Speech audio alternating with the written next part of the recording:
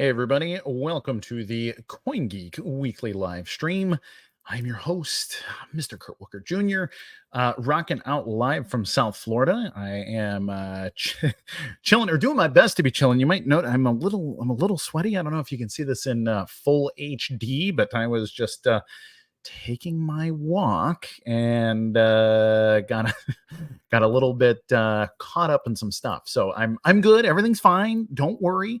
Of course, always send prayers, send love, do whatever you're going to do. But I'm here. We're good. There's no drama. And we made it on time. So, all right, everybody, if you're watching, first of all, thank you for watching. I appreciate you. Yeah, I am like the least professional broadcaster. Like I just clapped in front of the microphone, which is like radio 101. I've only been doing this for 20 years. I studied radio in college and I still suck. So that's a good thing. And yeah, so anyhow, everybody, I thank you for watching. If you could like, subscribe, hit the alert bell, that lets us know that you love the content. And if you let us know you love the content, it also at the same time lets our cyborg overlords know that you love the content, and they algorithmically reward us with a sort of digital treat, the kind of thing that feeds us in the cyborg theocracy in which we live. Hail, all hail the Borg or whatever. So thank you for watching. No, I really genuinely appreciate it. Please fill the troll box with your questions, comments, blessings, cursings, gripes, or gropes. It gives us something to talk about whenever I start to run out of fuel, which, as you know, very rarely happens. And our guest today is Mihael, I think it is Šinkec, something like that. We'll ask him for the correct pronunciation. Might be Šinkec, but I don't know. I don't know which side of which border he's from, but it's one of those Eastern European names. My wife is Polish. I struggle enough with my own wife's maiden name, and I've known her for 11 years at this point. So I do my best. I'm just a simple man, a simple American living in Florida, which, as you know, is the most American state in the United States. So, let the world know that's what's up. Mihael is one of the main people over at sCrypt. sCrypt, as you know, is the most robust, what's the right word? Most sophisticated. There we go. It is the most sophisticated programming language for creating smart contracts over Bitcoin. That's right, Bitcoin. It can be, in fact, any variant. So you can use it in BSV, you can use it in BTC, you can probably use it in BCH, but you got to make sure that you combobble your bits properly, as they all have their own unique eccentricities. So we are going to play an ad, and then after that ad, we are going to scoot right back. We're going to talk to Mihael about a couple of things, and I think you're going to enjoy it. So please let your friends know, share this across the socials, let the Twitters and the X's and the Instagrams. And are we on TikTok? Can we get on TikTok? Mr. Vidal, let's stream this to TikTok immediately, please. And hopefully by the time we get back from the commercial break, we will be live directly into your head via whatever that thing is that Elon's trying to insert into your brainstem. We'll be right back. BSV is more than another chaotic commodity craze. BSV blockchain can do more than just be a crypto investment. It can help you get more out of your games, share more of your art. BSV makes more things possible.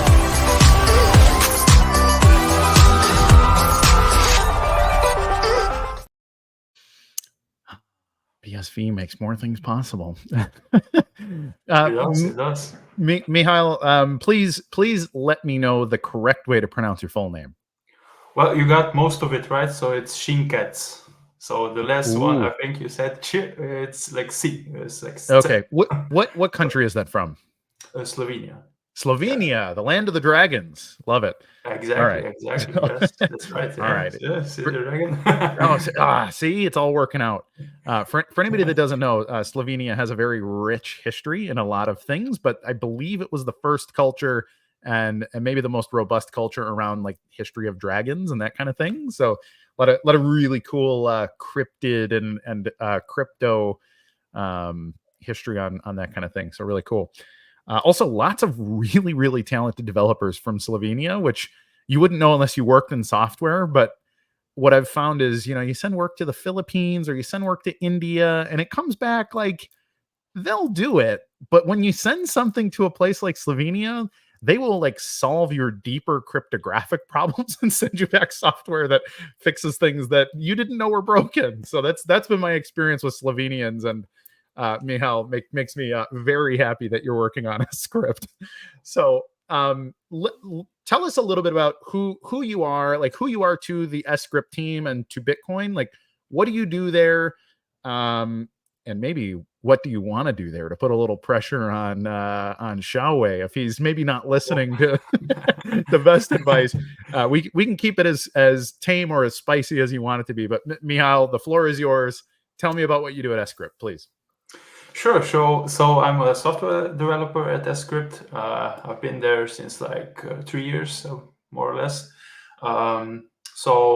Well, we're a small team, so we sort of do. Each one of us does sort of everything, but each one sort of focuses on like one specific thing more than the other things. So me particularly, I write software, obviously.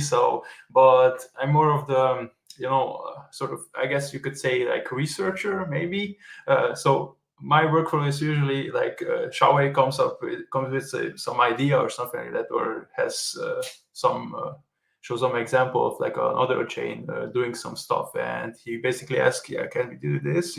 Like maybe try to implement it and stuff like that. So that's I really love this work. So it's always a new challenge for me. I always like a new challenge, and I get it to work on with sCrypt. So. Very cool. What's your, like, how did you get into that? Did you study like computer science or software development, like high school, college? Like, let me know, like, what's your background? How'd you get into Bitcoin also? Is this your first foray into blockchain? Let's talk about that. Well, yeah. So I've always been, since like I was a little kid, interested in computers. Since my father is like a hobbyist computer guy, like it's not his main occupation, but he always likes to play with these things. So he always, when I was a kid, I remember, him setting up this bootlegged satellite receivers, like without receiving all the possible channels from all different providers and everything. And I sort of got, like interested into it. And, long story short, I, got enrolled in like a computer science oriented high school. So we had like, I don't know how you call it in the US, like technical high school. Like you have like a general high school, and then you have like a technical, more like focused on one specific. I think they would call it technical. So, I mean, the one in Chicago was, Lane Tech was the tech high school, like that kind of thing. So yeah, same thing. yeah Cool.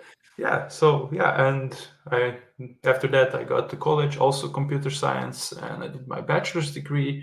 And once I finished it, that was right around the time when COVID hit. So after that I enrolled in a master's program, but it was all remote, and I just couldn't bear it. I needed something. It wasn't for me. I like to attend the university and like talk with friends. That was like the point for like university for me, to talk with professors and talk with other students. Like not just I can just listen to like an MIT lecture on YouTube, and I don't need to enroll like in a program. But anyway, so that's around the time when I also got bored because I left the master's program, and I started looking into like Bitcoin and history of that and everything.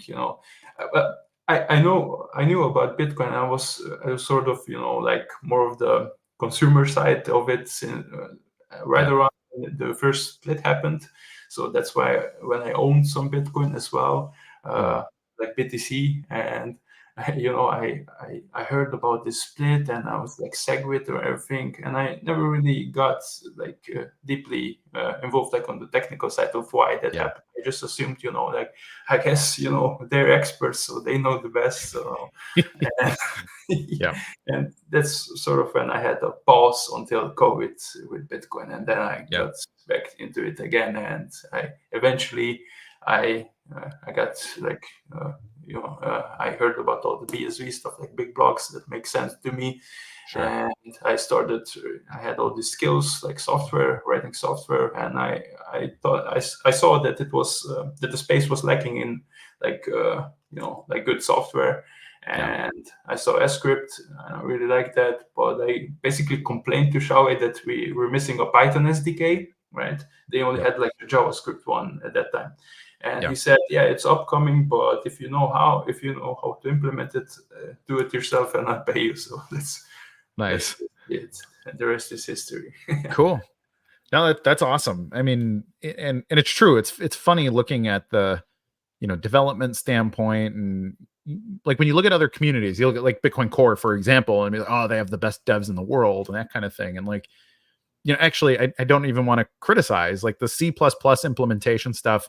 Having run things, gosh, going back to, it's got to be 2015, 16, 17, because I ran a mining operation, and like running a Bitcoin Unlimited node next to a Bitcoin Core node next to some of these other things. And like, Bitcoin Unlimited, while I liked a lot of what they were doing, like it did not run very well. And you could watch like the performance of it was dismal, like in the way that it actually executed C++ as compared to Bitcoin Core, which actually runs really well from a C++ running on your computer standpoint. It is very efficiently done. So while I often criticize the network economics and like what they have created, so basically the implementation of the network, I think it's terrible, but the actual implementation of C++ code is, frankly, it's really elegant. It's really well done. So it's more of a, but that's kind of the thing in the weeds that you'd really have to understand what the heck is even being discussed to know what that is. But where you're right is that, one step above all that, like, wow, what are the SDKs like and this and that, and it's like really unsophisticated in a lot of places. But then you go over to something like Ethereum or Solana or Polygon, and you see these tools that are like, oh wow, this like really simplifies my app development process, and that kind of thing is really technically superior. So what is your, I mean, given that, I guess it's Xiaowei's job a little bit to go digging around, but is there, what do you think is the best tooling that you've seen at a higher level for like app development and that kind of thing? Like who's really got it figured out in your opinion at that sort of application level?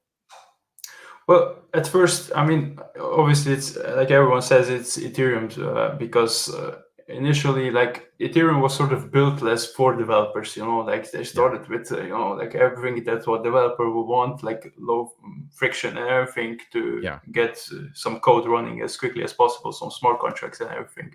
And there was no like overhead, no friction, basically. So. I mean, that's how essentially sCrypt started. sCrypt wanted to port this experience essentially to Bitcoin, because in Bitcoin previously, I mean, you had to manually construct every transaction, put in the opcodes, and I mean, most learn of the Bitcoin script. Learn Bitcoin script, exactly. And it was a hassle. So the goal is just to lower friction. Because friction is where you lose even, I mean, like marketers talked about like a consumer. When you have frictions, you lose him as a consumer, but the same holds true for developers. If you have, some crazy complicated like stuff to even get some basic project going, you're gonna lose like most of the developers, because they'll get, they won't have time to invest basically to, right? Sure. And that's where sCrypt comes in. So one of the more recent developments in the space, you mentioned the Python library, which is awesome. Like I know that's in active development. I know the Project Babbage guys implemented the TypeScript library, and actually the Gorilla Pool team was working on an official Go library. Given that our team are all like 2/3 of all the people that program in Go and BSV work at Gorilla Pool. So and I think this is actually really cool. This is the kind of ethos I've been hoping to see in BSV for about 5 years now, to say, okay, hey, can we like as a community standardize some of these tools and move this forward? And so what is it's funny because I know very little about Python. Like when I think of Python, I think of very simple sort of script application stuff. Back from my cybersecurity days, we would use Python to just do like simple, brute forcey stuff, like that kind of thing. But what are people using Python for in BSV? Like what is the obvious maybe 2 or 3 things that you would want the Python SDK kind of tooling for? Yeah. So what you're talking about is like what we're building as well as the Python part is just like a low-level BSV library to construct transactions, and you can even put sCrypt within this project, right? Yeah. But ultimately, sCrypt is now TypeScript based. So we recently made that transition, right, where we integrated it because it offered us some conveniences that we didn't have. But anyway, so regarding Python, I usually view it as something that you use to build something really quick to get like a basic working example. It's sort of like, I call it the glue code, right? I mean, to fit some pieces together quickly just to show something, and later on you can worry about, performance issues and everything, the rest, and port it to something.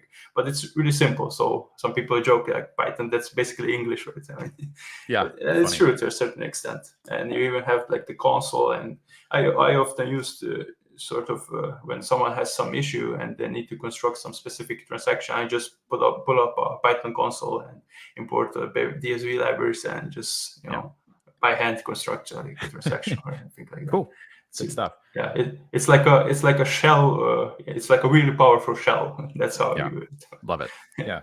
Yeah. So let's talk a little bit about the hackathon. Were you closely involved in? Were you one of the voting members on the hackathon winners or anything like that? No, I wasn't involved at all on the organization or the voting. I was actually competitive. I mean, I was competing in it. So yeah. So Shawai basically asked me, we have this hackathon going on. Yeah, maybe you make a submission or something. And I did. Right. I had this idea in mind anyway, which I sort of carried around, and that was like I took like an evening and I implemented it down to get a basic example, and I got the third place. So nice. So let's let's talk about your project. What's your idea? What does it do? Is it like a novelty, or is this something that has legs and people are going to use? Or let's get into it. Pretty novel. There are some like examples we had before that sort of take ideas from the same sort of little space, but it's basically what I implemented it's more of a technical showcase, but it's bundled as like a game, right? Mm-hmm. And it uses sCrypt with a combination of ordinals. So and each ordinal in this game represents like I call them dragons, right? So you have these set of monsters, so dragons, that you mint, and then you can let them compete with each other. They have some stats, like a power level or anything, and they can actually interact on chain using sCrypt smart contracts. So there's like no game server that handles these rules or anything, and using sCrypt you can do funky things like that. And you can even bring in some randomness using Merkle proofs, to get the block header, which has some random data, and you can randomize it because it wouldn't be a fun game. It was like completely deterministic, right? And you can play it out, and eventually you'll get a winner dragon, and he'll be the winner of that game. That's basically it. That's the idea. Interesting. Cool. But the interesting part of it is the technicalities, right? How to make them interact on chain. So sure. So is that applicable then? I always think games are a great place to innovate, but people learn a thing about how a game is developed because performance really matters and that kind of thing. Is your concept applicable to can somebody else learn something from your submission that could be applied commercially to some other big idea? Yes, this could be definitely used. So that's what sort of my plan, get the basic stuff working, and that's it. I didn't develop any like front end to it. It's not really like a game in the current sense. It's just a smart contract example, and you can run some tests on it, like play out a local game or something like that. But it's got no front end, so it's got no, like. Right. But hopefully, I was hoping, maybe there's an actual, since people really like ordinals and stuff like this. I mean, like it's just you can trade JPEGs, and it's got its charm, like it's fun, it's like trading cards, but trading cards has this other property. You can play games with trading cards, and why can't you do this with ordinal NFTs? Yeah, so that's like, I hope someone takes this, like look at it as implement something. Yeah, unfortunately for now, I don't really have the time for that, but maybe in the future. I get it. I can relate. So as far as the winner was an app called Gassed Up. They won the grand prize here. Now what they're trying to solve for was sort of the bridge between, like, when you think about a credit card charge, there's an authorization and then there's some settlement later, and there's money sitting out there that is like semi-confirmed, which I think is a really easy thing to understand with a basic Bitcoin transaction, that like when it's in the mempool, it's like an authorization, and then when it's in a block, it's settled. But they were trying to take it like one step further in order to basically just make for retail transactions where that's sort of an appropriate process. What are your thoughts? And actually, how much have you even looked into the other submissions? Are you pretty up on the people that participated, or not really? I have it in my schedule, but unfortunately I didn't have the time. But I listened at London last week or the other week. I listened to Ty Everett's talk about the Bitcoin CPU, and I really like that. Yeah, I think they got second place, if I'm not mistaken. It might have been second place. Yeah, and I really like this. It's a cool concept. Yeah, definitely. Yeah, cool. You can tell like Ty is very passionate about these things as well. So I really enjoyed listening to his talk. Yeah, moving stuff into the Bitcoin stack for sure. So for me, there were two that I found very interesting, and only at a high level, because some of this is a little bit over my head. But one was I forgot what it was called. I think it was like ordinal rollups or something like that, or one set rollup, I think it was called. But that's using ordinal and ZK rollups, this concept in Ethereum of creating a smart contract that does a rollup, and it's sort of a simulated L2, but it's all contained in a contract.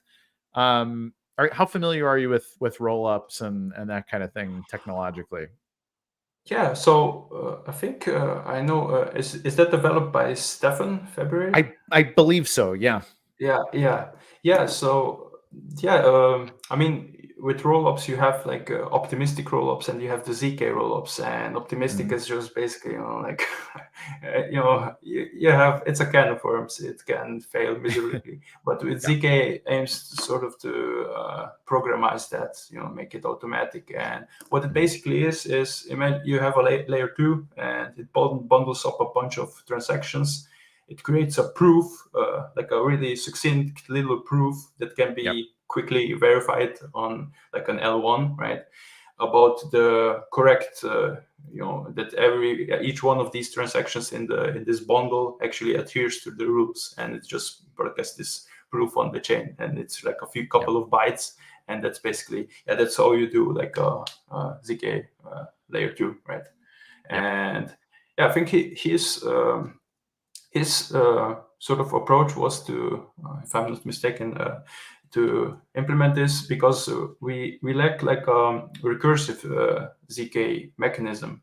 And what that basically means is within a ZK proof, you also prove like the previous proof. And then you have like, additionally of having this proof, you also by verifying that proof, you verify each proof that came before that, right? It has this recursive nature. And this is also not applicable only for rollups, but it can be also applied, for example, to solve the back to Genesis problem, right? I think you're aware of that. Well aware, yeah. So using that, you can basically have like a succinct proof that takes like a fixed amount of opcodes to verify, and you can verify the whole history of a ordinal, for example, that it traces back to its supposed origin, and that it wasn't spoofed. So that's. But unfortunately, until now, so I have yet to check out Stefan's implementation. But no, until now, it's cool. I think you would find it very interesting. I think first of all, anything related to ordinals on BSV is a really crucial thing, because I think that's where token, everything related to tokens should go that direction. I know some people still have different ideas about it, but it's the lowest level, simplest version of a token, and so I think it's the best basis to start with personally. So anything related to one set stuff, I'm immediately like, oh, that should win. But the fact that it was a ZK rollup and all these other things that it does was like, oh, that's really cool. The other project was called Smart. I think they called it Smart Ordinals.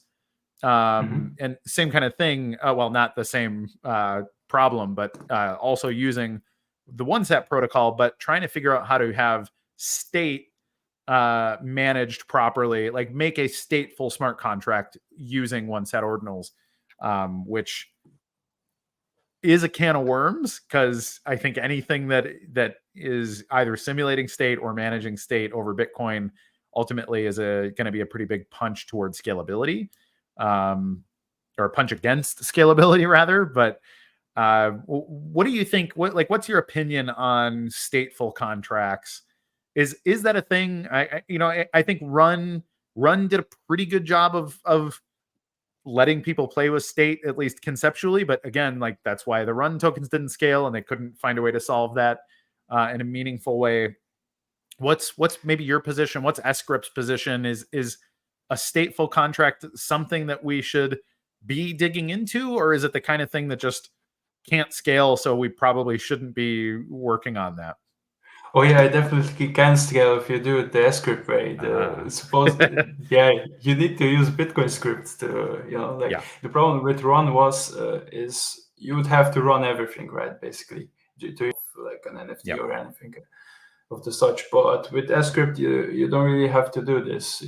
I mean, you basically, the latest, the UTXO for stateful contract contains the latest state, and it uses the built-in mechanism of Bitcoin to actually constrain that state machine, right, through which the smart contract goes. So yeah, the problem with Run was it wasn't sCrypt. That was the problem. Damn. All right, I like it. So what do you think? I'm talking about one set ordinals and stuff, and we'll get to some audience questions. Which, reminder, if you're watching, audience, first of all, thank you for watching, and please don't be shy. Let's ask questions of Mihael while we have him here, and we can talk about broader Bitcoin stuff or sCrypt specific, that kind of thing. But Mihael is a really good resource for thinking big about Bitcoin. So if there's something that's been burning a hole in your brain thinking about how to do it, this is a good opportunity here. So I said like one set ordinals. I know you guys have been very supportive of the one set ordinal token standard over at sCrypt as well. But is there another thing that you wish that maybe as a broader community people would embrace more, or is there something you wish people would stop doing with Bitcoin? So like, hey guys, you keep going this direction and this is bad, or hey, we really, really should go in this direction because it's good. What are those things in your opinion? Yeah, okay, yeah. So yeah, first we really like one set ordinals is because it's totally compatible with Bitcoin script or sCrypt contracts, right? Yeah. Because other token protocols before that, they constrained the locking script, and that's where all the logic of the smart contract resides. But with ordinals, it's not important. The overall token protocol is like on a higher level, and it fits perfectly. So you can, everything that you can do with regular Satoshis. I mean, Ordinals is basically just Satoshis, but everything you can do with Satoshis, you can do with Ordinals. So that's why I really like the, and yeah, another aspect of it is really like the culture. We like experimental, culture. I mean, the boomers, the enterprise, it has its place, but sure, a lot of the innovation usually happens like with tinkerers and people like just play around with things, and from that, it generates a lot of ideas. It sort of builds the map of where not to go and where to go, and the enterprise usually follows that. And yeah, we really like that hacker culture. And once that's Ordinals, it also even in like BSV land, it did that push to the culture more like thinkers and everything. But even in like BTC, especially in BTC, it did the same thing. So people before it were like Bitcoin just payments, that's it. But now it's starting to change. Yeah, it's starting to change. So on Signet, there you proposed like re-enabling Opcat. So it enables a lot of things. So the future is bright. Ultimately, we don't care like if it's on BSV or BTC. If ultimately it's the end, Bitcoin. It's one Bitcoin, and that's what we want, right? And it doesn't matter the path of how we achieve that. No, it's funny. I always say that, and the laser eye people don't believe me, but I say all the time, like I'm trying to protect BTC. If BTC would like open up the block size limit and bring back, turn on all the like I would be pumped in that situation, because for me it's about the technology. I'm not trying to protect my BSV bags, which admittedly, yes, I have my BSV, but like the point is to build a business on Bitcoin that can't be built any other way. And like BSV is the broadest pool for that right now. But if BTC, for whatever reason said, hey, you know what? The BSV people really have done a lot of really cool stuff, and all of a sudden those features started making their way over to BTC, like I'm not complaining in that situation. Like I am celebrating in that situation, because it's like, I'm trying to be this sort of evangelist basically. And like, that's like a conversion story. It's like, imagine if I was a missionary in a country, I wouldn't be upset if all of those people converted to my religion, because like I'd be out of a job. That's not the idea. The idea is the conversion, right? So no, I think that's really cool. And I also think it's really cool that you guys built like the BTC related sCrypt stuff to sort of show them like, hey guys, you could do this. This is pretty cool. And I think that was smart. I try to bridge those gaps myself, but nobody wants to hear it from me for some reason. So I mean, I've been talking to people as well, and it's sort of like one time I had this conversation, right? And I was like, it basically boiled down to that if BTC were to raise the block size and re-enable opcodes, it would sort of be a valid competitor to what the BSV guys are doing. And the person said that it's a bad thing, there's like fear in it. I was like, why is that a bad thing? You'll be the more, you just get more valuable, you as a company or even as a developer, right? So I would love Gorilla Pool. So like the tooling we've created, like we got Jungle Bus, we got a couple of secret things in the hopper, but ultimately like we're a Bitcoin pool. So all of our infrastructure, if BTC were to like pull the plug on being constipated about everything, like we could pivot to being like a BTC services provider. Like we already run some BTC ordinals infrastructure, like that kind of thing, because like we want to support creativity on Bitcoin, like whatever that means to you, So we're supportive of that kind of thing. I think it's funny how I don't know, just how tribal everybody can be. That exactly. I always say, man, like my hope is that the laser people who hate me today, that in 5 years, like maybe we all get to go out to dinner together and be like, hey, remember when we misunderstood each other? I'm really glad that we're like doing business together now. Isn't this better? So yeah, just like like a bar fight, you fight it out and then it's all good. Like right. drinks together. That's one thing that I have always really appreciated about Eastern Europe, is that like you can get into a fist fight at a street corner and be like, all right, it's done, we're good, like it's over. And I feel like in like the further west you go, the less able it's like, no, you're canceled forever, I hate you. It's like holding a grudge, and fight it out and compete. Absolutely. No, I'm all for it. So go ahead. Yeah, sure. I mean, that's we view that's in the same way, right? So that's why, I mean, we were thinking we have all this knowledge, we have this infrastructure, and the other chains are sort of starting to pick up on it.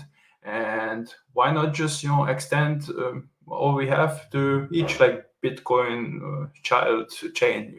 I guess you call it like a fork of Bitcoin, right? And you would basically, the feature we envision is you would write out the sCrypt program, like project or everything, smart contract, and you could write it for BTC, and you would have some limitations, like it would be more expensive. You couldn't use some specific operations for now, right?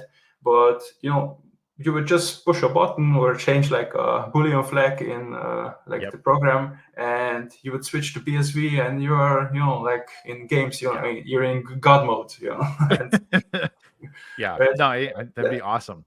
Well, and we've seen that just a little bit. Like I know, is it Op? What do they call it?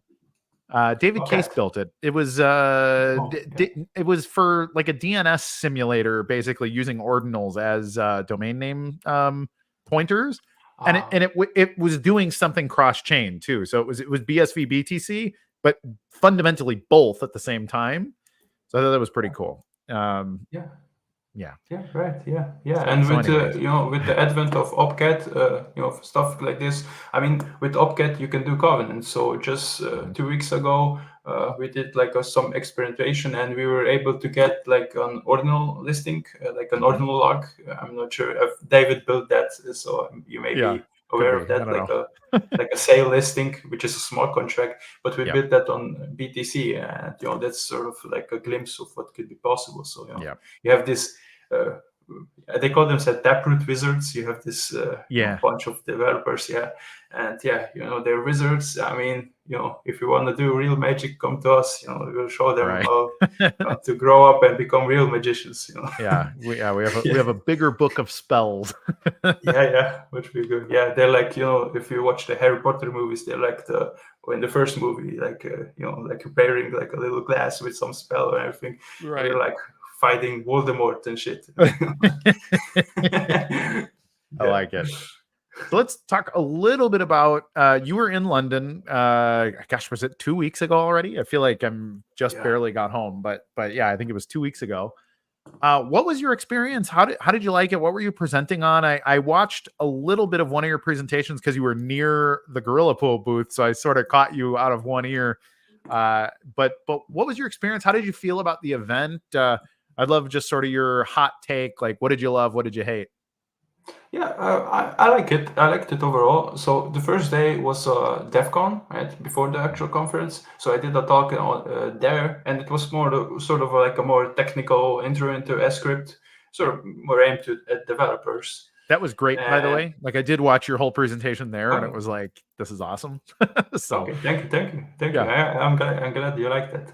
Yeah, but anyway, on the second day I also did another one, and it was more business oriented. It's a lot of like people in the conference weren't like developers, so I sort of tried to explain what sCrypt even is, what you can do it with, and stuff like that. And I think it was great. I'm more of an introverted guy, so doing talks is like really pushing my comfort zone or whatever you call it. And so I think it does me good.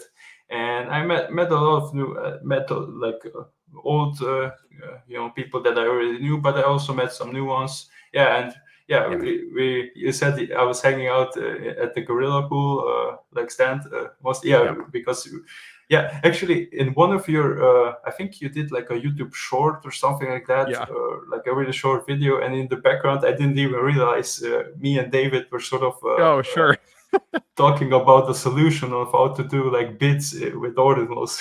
Nice. And we were like super concentrated, but so, sorry if we ruined your no that's funny. No, it's good though. Actually, I was really happy that our booth kind of turned into a de facto place for people to really talk Scratch, because like David and Luke were there for most of the conference, and so anybody that kind of had questions about, hey, how do I get my ordinals to do this, or hey, how do I actually use Jungle Bus, like everybody kind of came there. So we had kind of a cool dev centric booth, which I was really happy about. So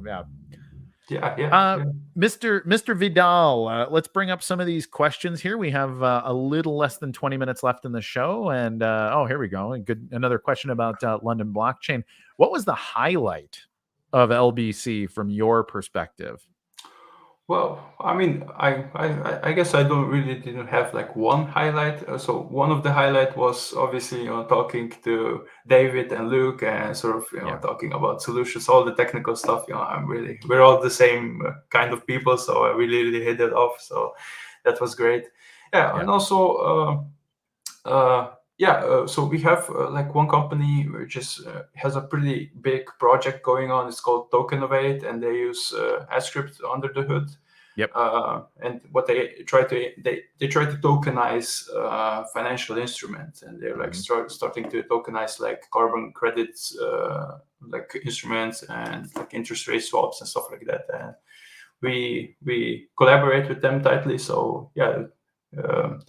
Listening to their talk was pretty good to me. And also, generally for me, it's also talking to people to just like, that's sort of my aim with like conferences, because you can listen to talks like online anyway, but you can't really talk to anybody. Like, and no, I agree. Those are always kind of my favorite, like catch up with people, because there's a lot of people I forget until I see them, and I'm like, oh, like I like you. We need to sit down. So and then it's like dozens of those kind of people, and I'm a little bit like, oh, how do I squeeze in everything with everybody? Yeah, because it's just so many people. And what is it called? This like the Dunbar's number or something like that you only know like people's to like a certain number. And oh sure, yeah. You can only know like 20 people really well, and then you get the sort of the rest you sort of forget about it until you see them again, right? Yeah, Dunbar. Sort of your experiences. Yeah. No, that's funny. I like it. Question from Hooligan, who is frankly one of the coolest people in the space. If you don't follow Hooligan, Gorilla Pool just did like a co-branded thing with Hooligan, the shirt company that he owns, and then which is called Hooligan Apparel or Hooligan Wear or something. Sorry, I don't have it at the top of my head, but we're doing a Gorilla Pooligan special edition shirts. So if anybody wants to look like an ape and a hooligan at the same time, by all means, check his stuff out. He's asking, how can we build more unruggable projects? Which I'm not exactly sure what that means. I guess things that live on chain completely, and so they can't just disappear and sweep up the evidence that they ever existed. But hooligan culture, thank you, Alex Vidal just posted posted what it's actually called. It's actually a really good question. The kind of thing like an unstoppable business actually is something that I remember early in Bitcoin, like circa 2015, 16. Like I remember people talking about building smart cities, and this was sort of smart contract before Ethereum. And then I think your basic Ethereum pitch was also the same kind of thing, but then everybody just built ICOs, and it almost that's it until we got to DeFi 4 years later, and now we're still a little bit in like, well, fundraising DeFi tokens and whatever. But can we build unstoppable businesses, like real, like the smart contract runs the company? Is that a real thing? Is that something that can be built? Yeah, I mean, sort of. Like to return to the question, how can we build more unruggable projects? If it's not on chain, it could be anything. It's not fixed, but you can definitely like with just the mechanisms that I basically mentioned for my hackathon solution, where you have many smart contracts interacting with each other. You could actually do like a whole like business logic, like a whole operation, and run them as smart contract and leave evidence on chain. So even if a rock happens, you know exactly where it happens, and you can ultimately it all like if there's an issue on chain, you got rocked. There's like a system above that. It's called law. I mean, you may love it, you may hate it. It's not really the best, but it's all we have. So I mean, but the more stuff you actually implement of your business in like sCrypt logic, for example, the more unruggable it becomes, in my view, at least in my view. I mean, I may be viewing that as more like a technologist, but that's my honest opinion. Well, I think it's funny. I feel like you get people that are on all the way on one side or the other, right? You have your like code is law, like that kind of thing. If I can make it happen from my computer, it is the truth. And then you have the people that are like, no, the government should be able to, come in and, look down your pants at any moment they want. And I think somewhere in the middle, there is a reality of, hey, I can build a very, very strongly persistent business or some kind of economic tool that is really, really hard to take down, but also really useful. And then, if it's a problem that, individual actors in the economy can sue each other, for example.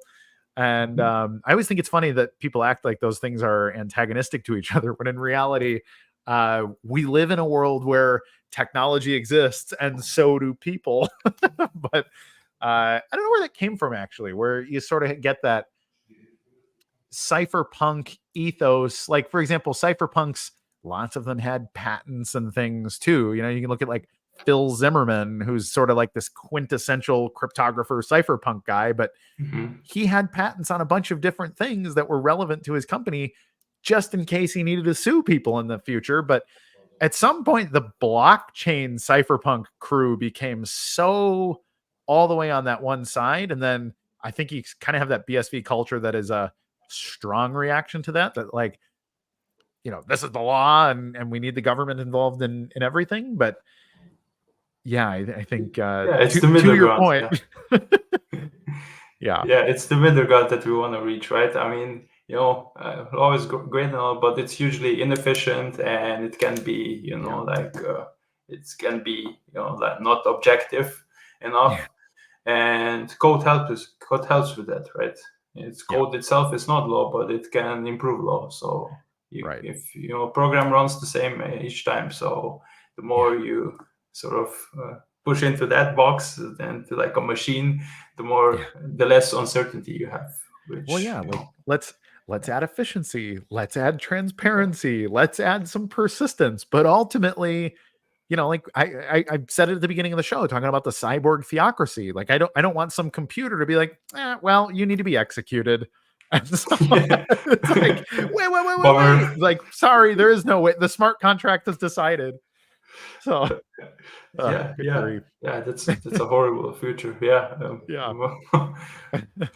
All right, Mr. Vidal, let's bring up another couple. Developers should be developing for customers. I agree. Get out and approach businesses that could use blockchain to solve their individual problems, understand their pain points, and work with them. So I should ask this of more people. I used to ask everybody, how do we get our ideas out of the, hey, this is a cool philosophy show and we all live in a niche and we kind of have this, pirate radio kind of live stream that we do. How do we move this over into, we've got 40 million customers around the world and, they're generating, global business is like, I know, you guys are a business that is servicing devs. So you're not, directly going to acquire probably millions of customers, but what do you think if you were to put on your, I don't know, your Grant Cardone hat or that kind of thing? They're like, hey man, get out there and sell $1 billion a year or something. How do you think we can make that transition to turning our cool startup ideas into companies that actually solve problems? So people often mistake this. It's not like a tree, you have customers and they, have developers, which will be, satisfying the customers. It's more of a loop, right? Because you have ideas, right? But to implement ideas, you need efficient tooling, which you don't really have if you don't have customers. And, I mean, you got to start somewhere and get this feedback loop going, right? So with more developers, you develop better tooling, right? And that in turn increases the overall number of like projects.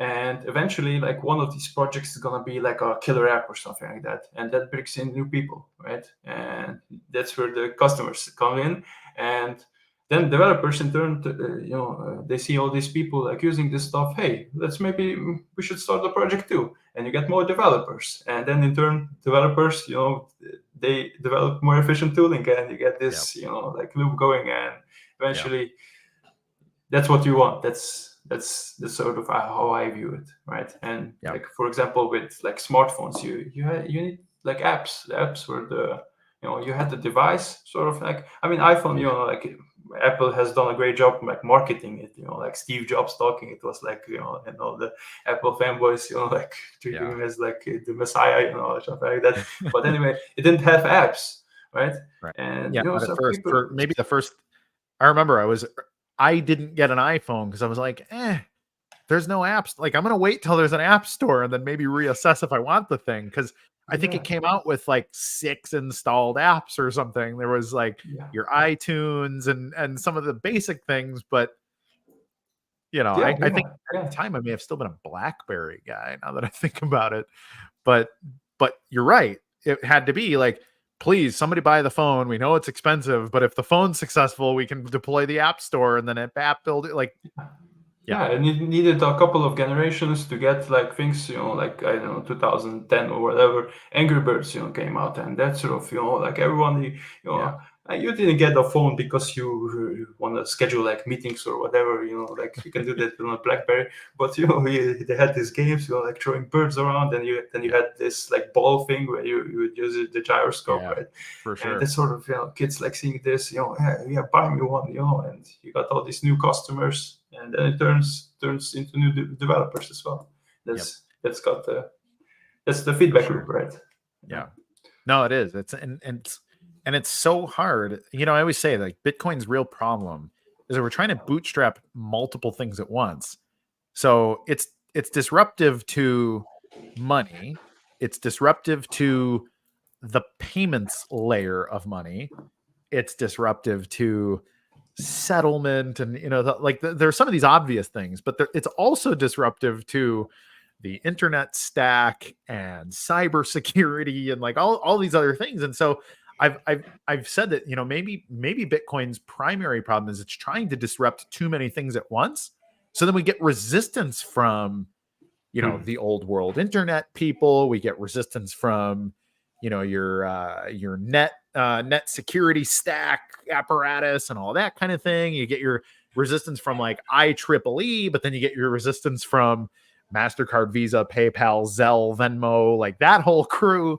And so like we are really good at creating enemies with this technology, and it's really difficult to sort of get them to be like, no, we're trying to make all of you more efficient. Like, we want to be friends, but I think it's much easier to say that, oh shoot, like this is a big risk. We need to keep Bitcoin in this little box where we're safe from it. And now, 15 years later, we're talking about like, hey, how do we get a customer? So sCrypt, reduce friction. You just get as many projects going as possible. Just throw them out, do like the basic implementation of your idea and see what sticks. That's the only solution. No, for sure. People eventually will try to use that, and you don't onboard them really with like, we're gonna crush the bankers and or like more technical stuff. Bitcoin solves the double spend problem. Yes, right. But like, who cares? Like, I mean, except for like very technical people, other people don't care. No, but they'll care like playing games or something like that, or like doing other like apps or using that. And eventually they figure out, why don't you have all these funds? Why don't I use them for something else? And eventually this ecosystem will hopefully develop, right? For sure. Cool. So we have a little less than 5 minutes left. I think we got a couple more questions that are good for Mihael. And then I'll take a couple questions after we let you go. Maybe the last like 3 minutes, I'll take a couple of questions just for me. Is sCrypt planning to develop a language that can be transpiled across multiple transactions? Well, we're not exactly sure what that means. I mean, you basically, like we have this TypeScript framework, which you have TypeScript code that can be run in like a node interpreter, but it transpiles down to like a Bitcoin script, and that can be put in like any Bitcoin transaction that you want. And it's sort of like it sets the rules for that transaction, right? You have these stateful contracts. So these are contracts that emulate state, and these sort of propagate through transactions. So maybe that's what, or maybe he's asking like if it can be like on other chains used as well. So maybe that's the question. I'm not sure. So you can use you can compile sCrypt down to, for example, like a BTC locking script. But BTC, as you know, has a lot of like disabled opcodes. So the functionality you can use of sCrypt, you only get like a small subsection of that. You can't use like more like advanced operations, I guess. So anything else you wish we asked, or anything you want to let the world, as we let you go, what should the world remember about you, sir? Oh yeah, I'm just a developer, so yeah. I mean, I hope people like just try out new things, to use sCrypt. Leave us feedback, like what can we do to improve. Where's the friction point that you have, and just build as much stuff as possible. And as we said, we're going like multi-chain will support all of the BTC scripts. So if you want to pay like exorbitant amounts for like transaction fees, but you have like a product with customers, I mean, we're happy to serve you. Why not? Right. For sure. So, all right, just build stuff. Absolutely. That's my final. No, I can confirm you guys are awesome to work with. It's always good to work with you guys. So I think we have one more question that is good for you. So big data with PySpark, having access to the BSV library while processing big data on a Spark cluster could open up some interesting things. That's a big thought right there. Any feedback before I let you go on that? Yeah, I mean, yeah, BSV, opens up a lot of possibilities with like big data, like management, and maybe indexing of such clusters, and maybe crowdsourcing and stuff like that. And you can sort of automate parts of these things using sCrypt, that you don't rely like on a central provider. So yeah, definitely. Cool. All right, man. Thank you for coming. We'll see you soon. I hear there might be another hackathon happening in Miami in the near future. Is that official? Yeah. It is official that it will happen, but it's not yet fixed, like when it will be. But the team will be Overlay Networks and SPV. So stay tuned. Nice. Looking forward to seeing you in my neck of the woods. Okay. Yeah, I hope I'll make it. Yeah. So see you soon then. All right. Take care. Yeah. Thanks for coming. Take care. Thanks for having me. All right. So let's bring up, I think we got one or two questions here for me to answer by myself. Hearing rumors Bitcoin Gold is making a comeback. You know what? I don't know if that's a meme, but I heard somebody bring this up the other day, and I was like, really? But I haven't found anything definitive about Bitcoin Gold. Frankly, I don't care. I think the only difference, it's basically SegWit BTC, but GPU mineable with Equihash, if I recall. But it's been a long time since I played those games. Actually mined a little bit of Bitcoin Gold back. I had some ETH GPUs back in, circa 2017, 18 still, but I don't even remember. I'm so far removed from all that now. I don't recall the details. And I don't know. I guess if it's coming back, like, cool, inscribe some stuff on it and enjoy yourselves. So let's take another one. ETH will never last. Last legs, baby. No, I agree. Messy Chris, which actually seeing your name, Mr. Messina, I was supposed to call you back about 5 days ago. Just remembered I never did. So I will do that, I think, at some point. Sorry for neglecting to, but thank you for your kind comment. And I agree. It's absolutely ETH. There's a lot of cool stuff about Ethereum. But if it doesn't scale, it kind of doesn't matter. It's like there's lots of cool stuff about pirate radio, but you can only ever have listeners within your sort of 20-mile radius or whatever your broadcast bandwidth is. So I think that's it. Is that everything we got? One more. John Pratt, thank you, sir. Anybody else having issues with the Haste conversion? Been trying for a week and no luck. So it worked for me really, really easily. If I had a piece of advice for you, make sure you are logged into Handcash in your browser, and then that you're using the same browser to have your extension of the Yours wallet. And then what else was necessary? I don't know. For me, it was really easy. It felt like it was like 2 or 3 clicks, and like I instantly had my Haste tokens, my HST. So I don't know how I don't know how to help you in that regard. Ooh, you got 114K. Please reach out to the Haste team. I know they're I don't know that they're instantly going to answer their DMs or where they will necessarily answer their DMs, but I know that they really want to be helpful in that regard. But yeah, if you've got yours wallet and your Handcash logged in on the same browser, should be really easy, unless you have some kind of a security setting or something that's making a block happen in your browser. So unfortunately, I just have to wish you good luck. I don't know how to troubleshoot because I didn't have any trouble, but reach out to them. They are active. They have their own Discord where I think they've got some technical advisors and such that can probably walk you through it. So I wish you good luck. I'm a big fan of the Haste stuff and actually the yours stuff, like everything they're working on. It's Dan and Joe primarily over there. And then they have a bunch of technical people that are also really cool people. So yeah, good luck to you. I hope that works out, and good luck to the Haste team to continue developing Haste, because I love the stuff that they have made.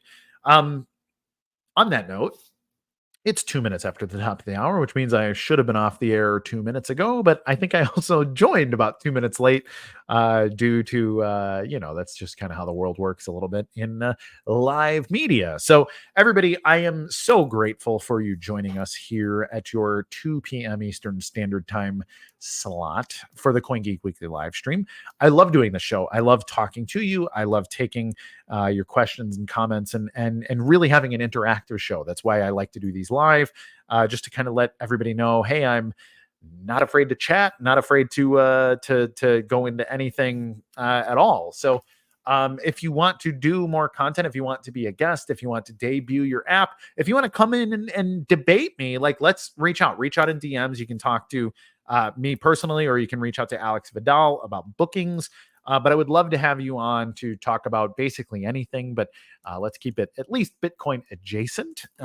Or if you want me to be a guest on your show, I'm also available for such things, and I really enjoy it. So if you're still watching, thank you. It has been an honor. If you liked the show, give it a thumbs up. And if you didn't like the show, give it a thumbs down twice. That way, it all works out for everybody.